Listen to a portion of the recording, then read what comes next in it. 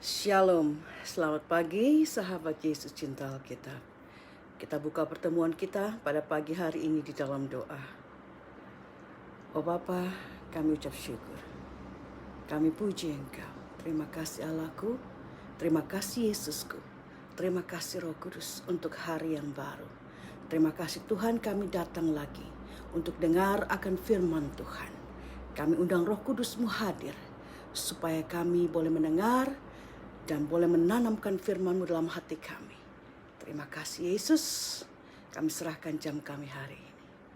Haleluya, amin. Puji Tuhan. Saya harap kita semua dalam keadaan baik. Meskipun sakit gigi saya mengganggu lagi, tapi kita terus berjalan. Kita teruskan pembacaan kita. Saya tidak menyerah sampai pembacaan kita selesai di Wahyu nanti, entah kapan. Mari kita mulai dengan Matius pasal 15 hari ini, ayat 1 sampai 39. Kita mulai dengan Matius 15 ayat 1 sampai 20, dikasih judul Perintah Allah dan Adat Istiadat Yahudi.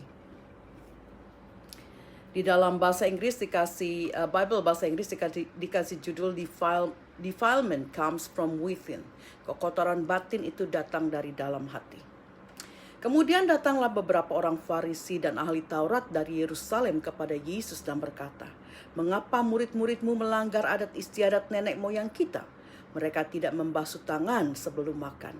Tetapi jawab Yesus kepada mereka, "Mengapa kamu pun melanggar perintah Allah demi adat istiadat nenek moyangmu? Sebab Allah berfirman, hormatilah ayahmu dan ibumu. Dan lagi, siapa yang mengutuki ayahnya atau ibunya pasti dihukum mati.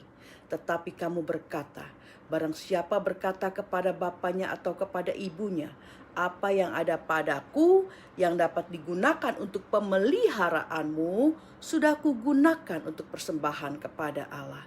Orang itu tidak wajib lagi menghormati bapaknya atau ibunya. Dengan demikian firman Allah yang kamu nyatakan tidak berlaku demi adat istiadatmu sendiri." Itu yang Tuhan Yesus katakan. "Hai orang-orang munafik, benarlah nubuat Yesaya tentang kamu. Bangsa ini memuliakan aku dengan bibirnya, padahal hatinya jauh daripadaku.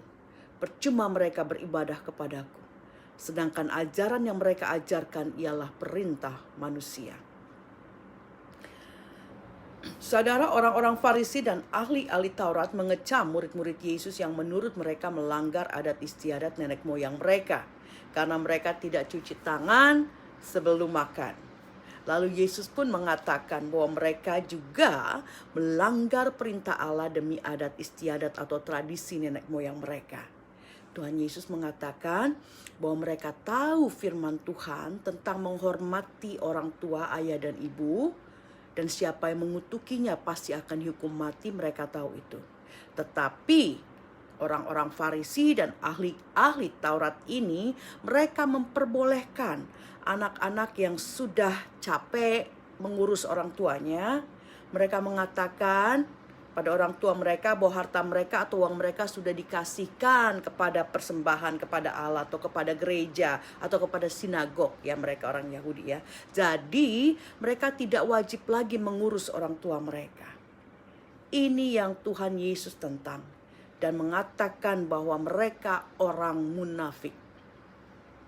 Di Yesaya 29 ayat 13 Tuhan Yesus juga mengatakan benarlah apa yang dikatakan di Yesaya. Kita lihat di Yesaya 29 ayat 13 dikatakan bahwa bangsa ini, yaitu orang Yahudi, memuliakan aku Allah dengan bibirnya, padahal hatinya jauh daripada Allah. Percuma mereka beribadah kepada Allah, sedangkan ajaran yang mereka ajarkan ialah perintah manusia. Kita lanjutkan ayat 10. Lalu Yesus memanggil orang banyak dan berkata kepada mereka, "Dengar dan camkanlah, bukan yang masuk ke dalam mulut yang menajiskan orang, melainkan yang keluar dari mulut itulah yang menajiskan orang." Maka datanglah murid-muridnya dan bertanya kepadanya, "Engkau tahu bahwa perkataanmu itu telah menjadi batu sandungan bagi orang-orang Farisi?" Jawab Yesus, "Setiap tanaman yang tidak ditanam tidak ditanam oleh Bapakku yang di sorga akan dicabut dengan akar-akarnya. Biarkanlah mereka itu. Mereka orang buta yang menuntun orang buta. Jika orang buta menuntun orang buta, pasti keduanya jatuh ke dalam lubang. Lalu Petrus berkata kepadanya, jelaskanlah perumpamaan itu kepada kami. Jawab Yesus, kamu pun masih belum dapat memahaminya? Tidak tahukah kamu bahwa segala sesuatu yang masuk ke dalam mulut turun ke dalam perut, lalu dibuang di jamban? Tetapi apa yang keluar dari mulut berasal dari hati, dan itulah yang menajiskan orang. Karena dari hati timbul segala pikiran jahat, pembunuhan, perzinahan, percabulan, pencurian, sumpah palsu, dan hujat. Itulah yang menajiskan orang. Tetapi makan dengan tangan yang tidak dibasuh tidak menajiskan orang. Saudara, Yesus mengatakan bukan yang masuk ke dalam mulut yang menajiskan orang, tetapi yang keluar dari mulut. Karena apa yang masuk ke dalam mulut akan masuk ke dalam perut, terus dibuang di jamban. Tetapi apa yang keluar dari mulut berasal dari hati. Nah, itulah yang menajiskan orang. Karena dikatakan juga dari hatilah timbul segala pikiran jahat, pembunuhan, perzinahan, percabulan, pencurian, sumpah palsu, dan hujat. Jadi makan dengan tangan yang tidak dibasuh itu tidak menajiskan orang. Ya, tapi it's okay lah pada zaman itu ya. Tapi saudara, zaman sekarang ya kita perlulah cuci tangan. Kalau nggak cuci tangan nanti sakit perut karena sudah terlalu banyak kontaminasi ya. Udah terlalu banyak kotoran, abu segala macam deh yang sudah tidak seperti dulu lah gitu ya. Dulu kita masih zaman-zaman 40 tahun lalu kita masih kecil, it's okay. Tangan kita masih kotor-kotor gitu, kita makan paling sakit perut sebentar, tapi kita jadi lebih kuat begitu. Tapi sekarang ini beda gitu, apalagi dengan kondisi COVID. Nah, cuci tanganlah sebelum makan. Jadi sangat penting untuk saat ini. Tapi yang Tuhan Yesus maksudkan bukan hal-hal yang seperti itu ya, yang menajiskan orang, tetapi apa yang ada di dalam hati yang keluar sesuatu yang buruk daripadanya. Tuhan Yesus juga mengatakan setiap tanaman yang tidak ditanam oleh Bapakku yang di sorga akan dicabut dengan akar-akarnya. Tanaman yang tidak ditanam oleh Bapa kita yang di sorga itu adalah orang-orang Yahudi yang Tuhan Yesus maksud. Mereka yang tidak mengerti dan tidak mempraktekkan kebenaran sejati. Jadi termasuk orang Farisi dan ahli Taurat. Mereka disamakan seperti lalang. Ya, kita sudah baca pada perumpamaan tentang gandum dan lalang pada minggu lalu. Nah, mereka ini orang-orang munafik, orang-orang Farisi, ahli-ahli Taurat akan dicabut dan dibuang ke dalam api. Dan orang-orang Farisi sama ahli-ahli Taurat ini juga mereka bangga menyebut diri mereka sebagai pemimpin orang-orang buta. Ya, dalam bahasa Inggris dikatakan leaders of blind. Mereka bangga sebagai pemimpin orang-orang buta, dan orang-orang buta maksudnya orang-orang yang tidak banyak mengenal Taurat seperti mereka. Jadi mereka bangga. Tetapi Yesus mengatakan mereka itu sendiri sudah buta. Mereka itu orang buta yang memimpin orang buta. Jadi semuanya mereka itu pasti akan masuk ke dalam lubang, ya.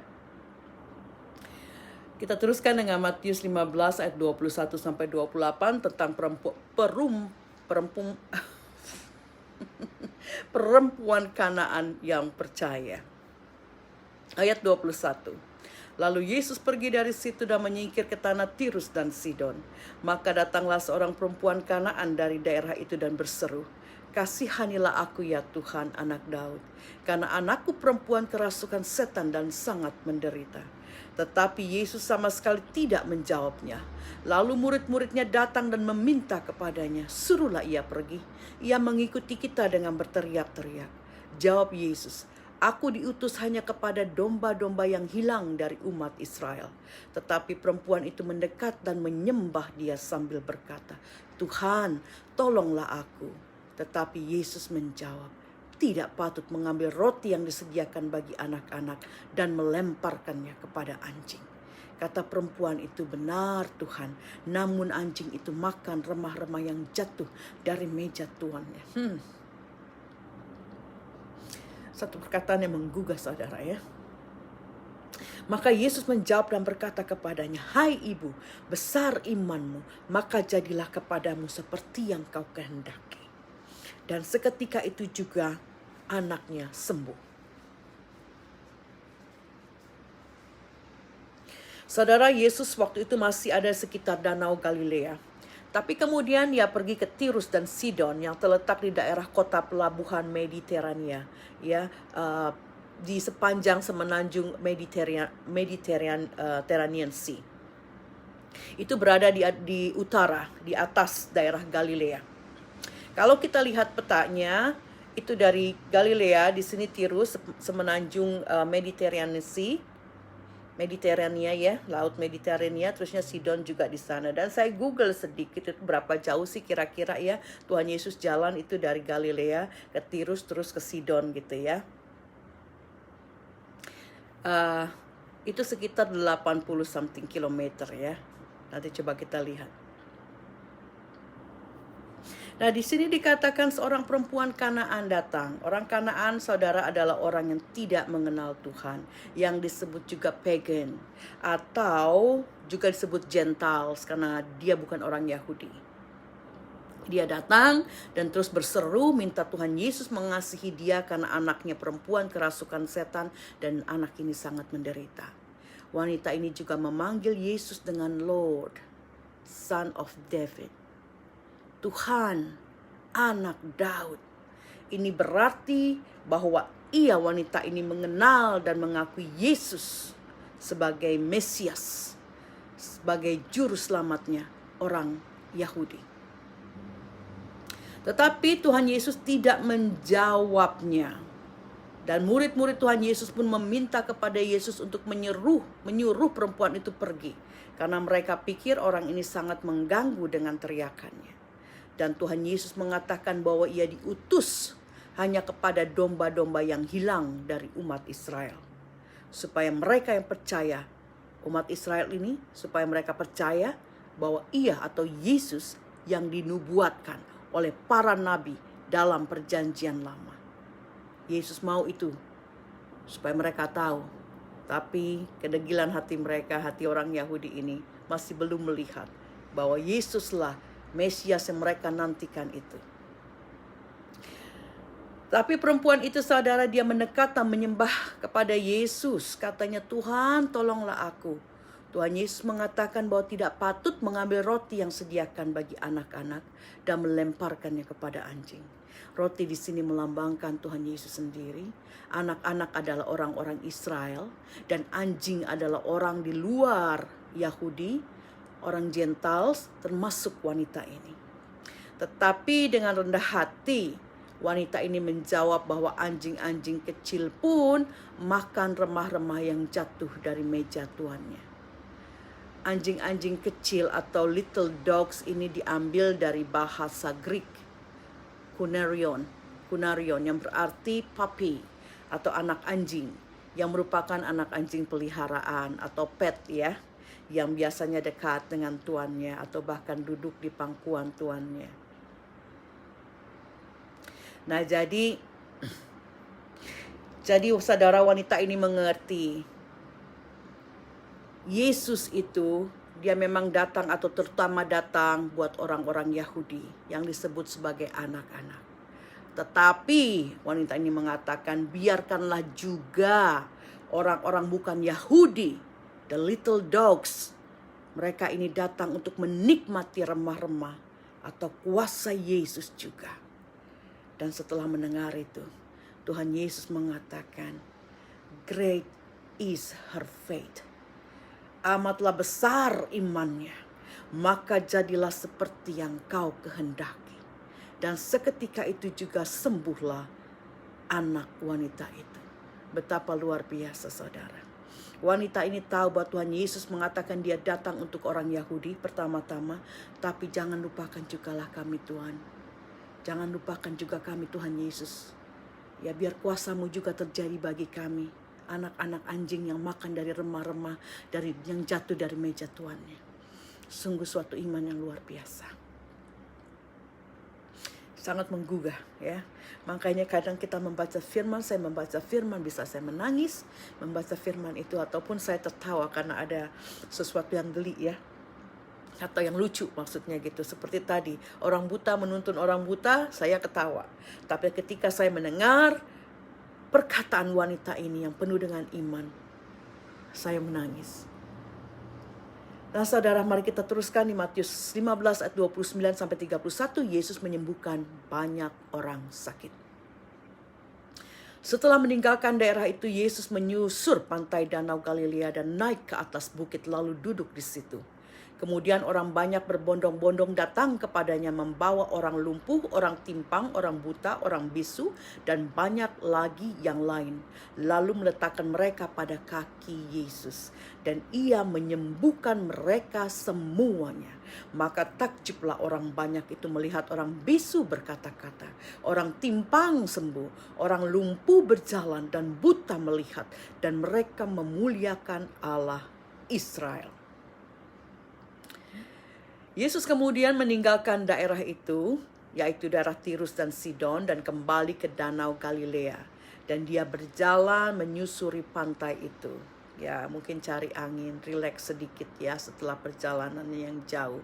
Dari Sidon ke Danau Galilea itu ada sekitar 84 kilometer. Dan di saat ini kalau naik mobil dikatakan dalam Google Maps sekitar 1 jam 25 menit.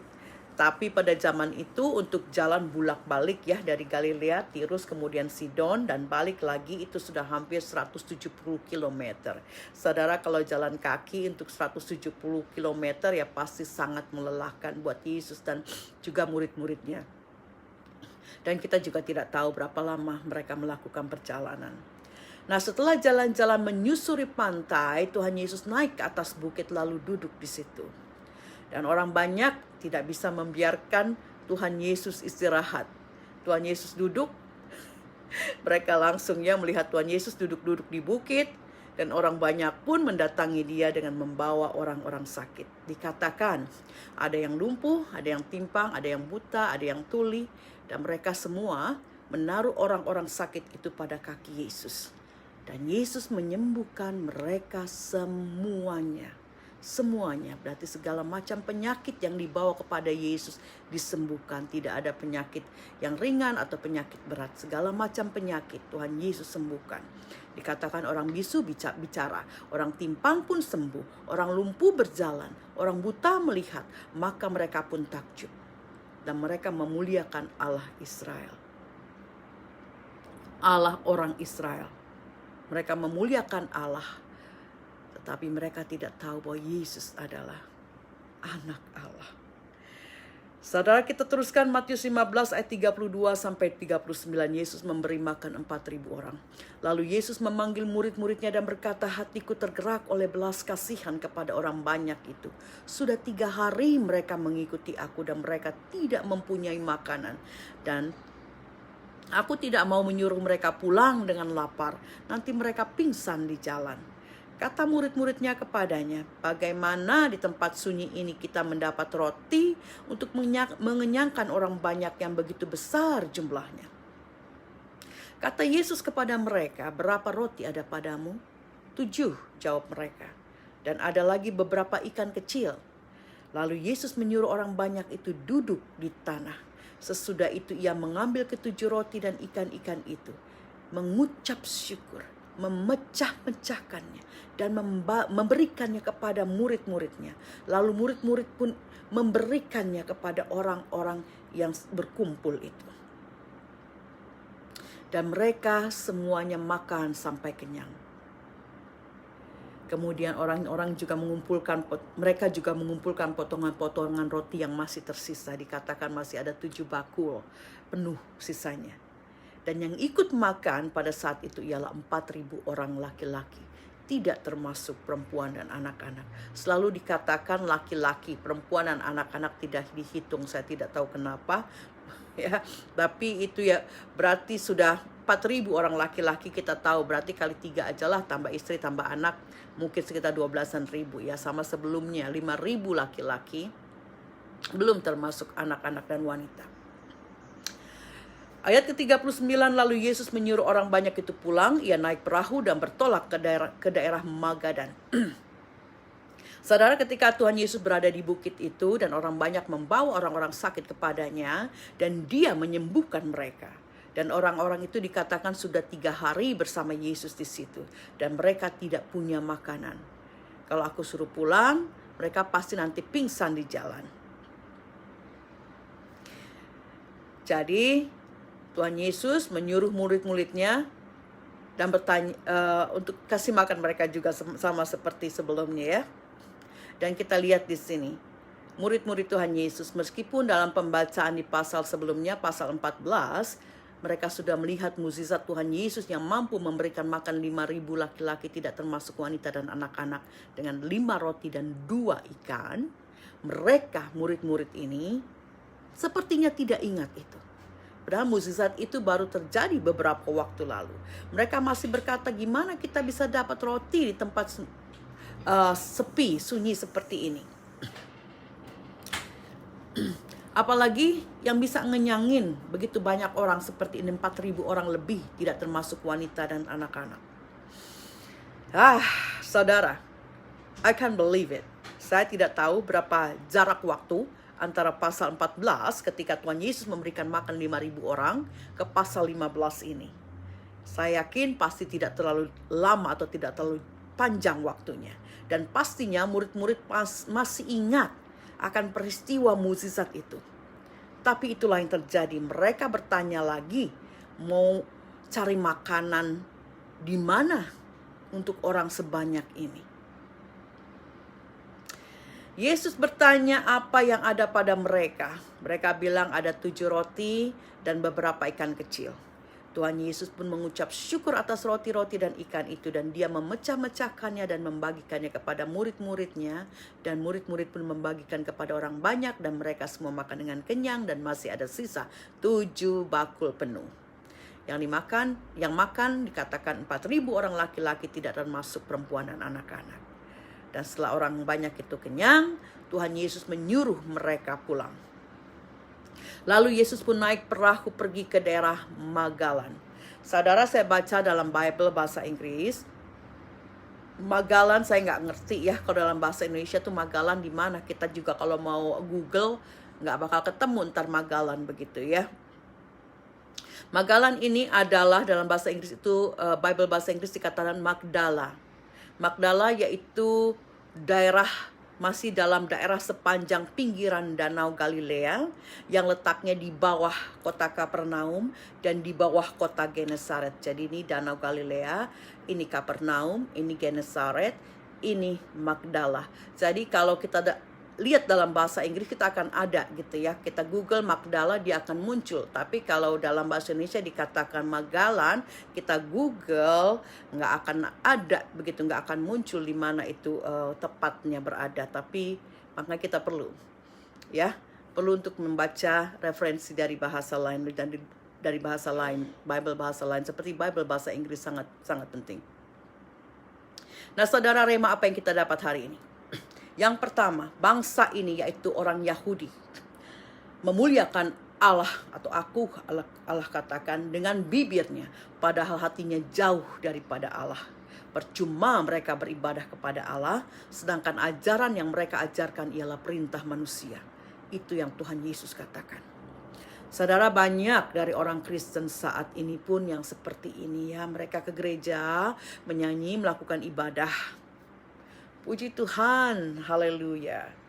Tuhan berkati ya, God bless you, God bless you. Tapi cuma di bibir, padahal hatinya jauh dari Tuhan. Bagaimana kita tahu itu? Kita akan lihat dari buahnya, saudara.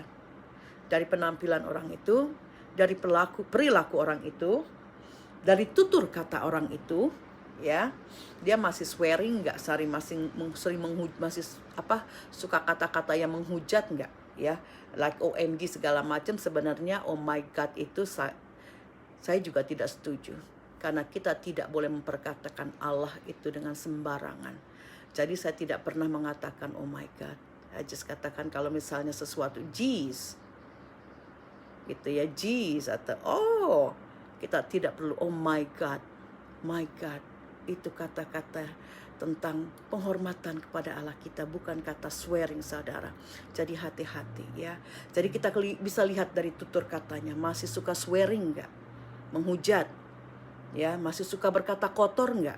Nah itu contohnya ya. Jadi orang bisa saja God bless you, Tuhan berkati, Tuhan Yesus, puji Tuhan, haleluya.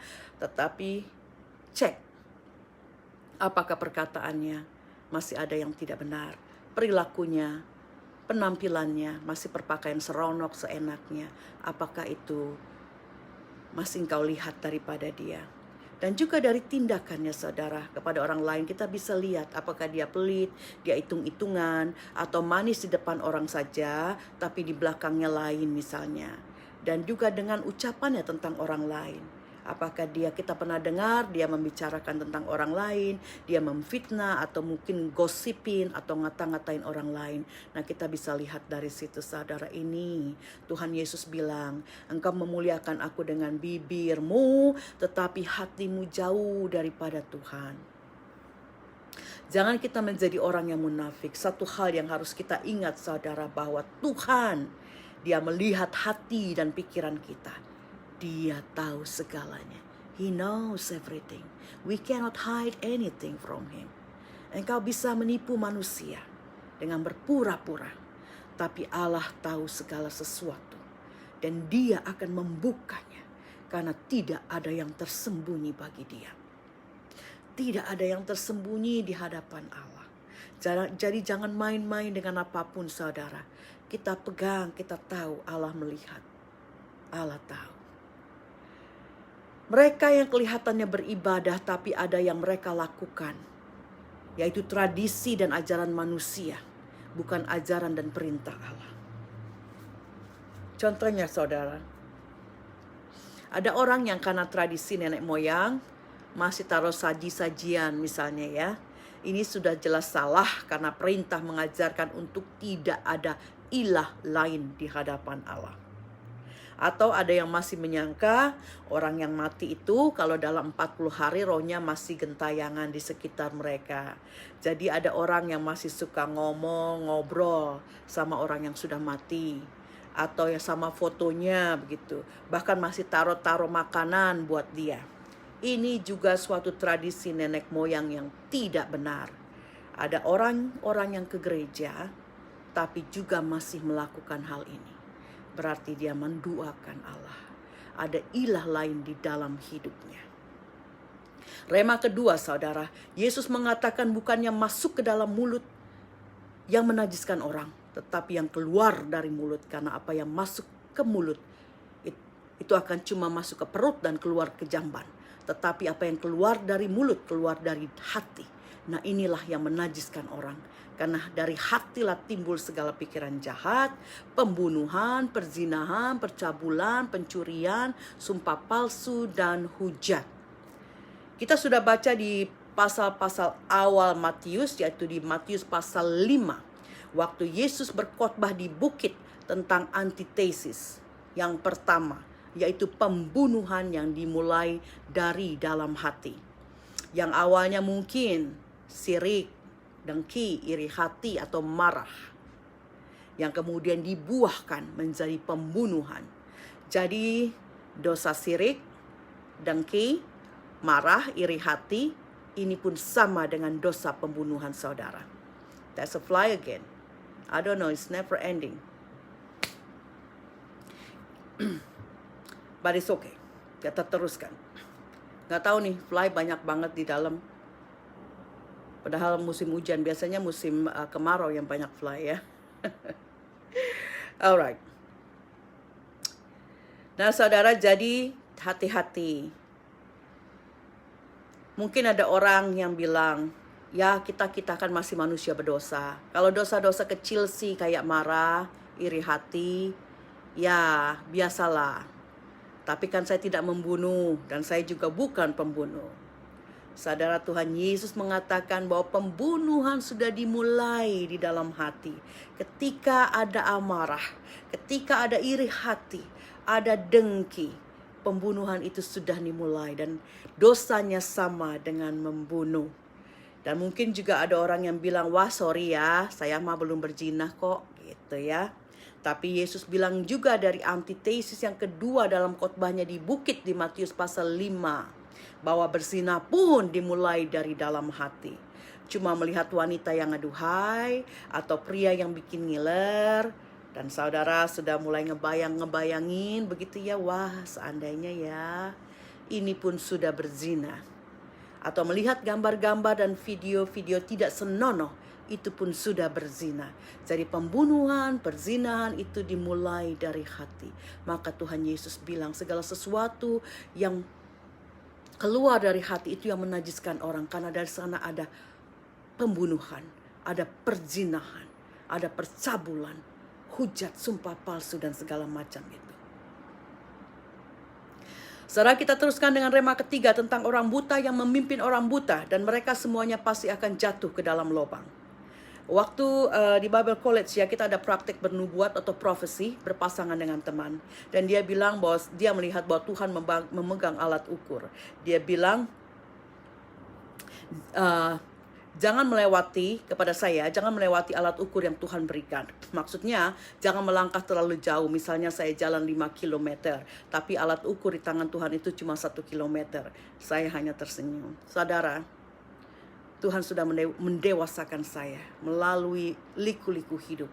Turun naik kehidupan, pencobaan, penyesahan, dan lain-lain. Jadi saya tidak tersinggung. Dia belum kenal saya. Saya mengerti. Dan kami juga masih belajar tentang profesi atau nubuatan ini. Mereka pikir karena saya baru masuk Bible College, saya orang Kristen yang baru. Justru sebaliknya saudara, saya masuk ke Bible College setelah saya mempersiapkan diri saya dengan sungguh. Maka saya masuk ke Bible College.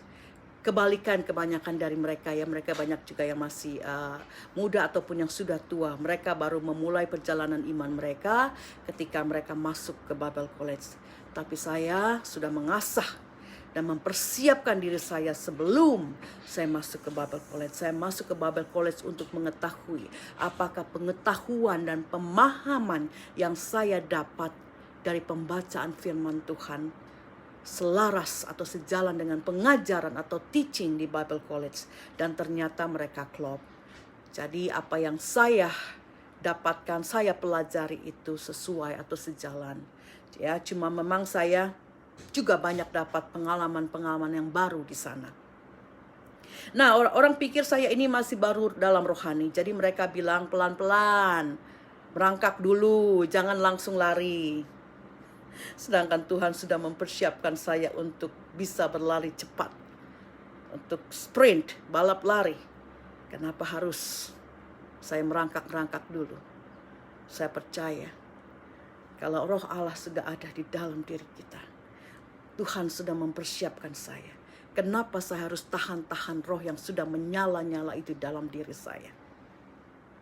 Jadi orang buta di sini adalah orang yang tidak banyak tahu tuh, saudara ya. Tapi menyangka dirinya itu tahu banyak atau tahu semuanya. Dan mereka mengajak orang lain juga untuk mengikuti dia. Tapi orang yang mengajar ini, dia belum berakar. Belum sungguh-sungguh berakar dan tumbuh dalam pengenalan yang benar akan Tuhan. Atau mereka mempunyai filsafat yang salah. Atau mempunyai pemahaman yang salah. Jadi seperti orang buta mengajak orang buta. Atau menuntun orang buta. Tapi kalau saya bilang kita sama-sama belajar Alkitab. Kita sama-sama belajar. Saya habiskan waktu berjam-jam saudara untuk satu topik bahasan seperti ini. Saya baca Alkitab dalam bahasa Indonesia dan juga Bible dalam bahasa Inggris. Saya baca catatan kaki atau footnote dari Bible bahasa Inggris. Saya cari tahu meaning atau artinya. Saya googling sana, googling sini. Juga ya ada referensi yang saya lihat. Jadi minimal satu bahasan seperti ini saya habiskan waktu 3 jaman saudara.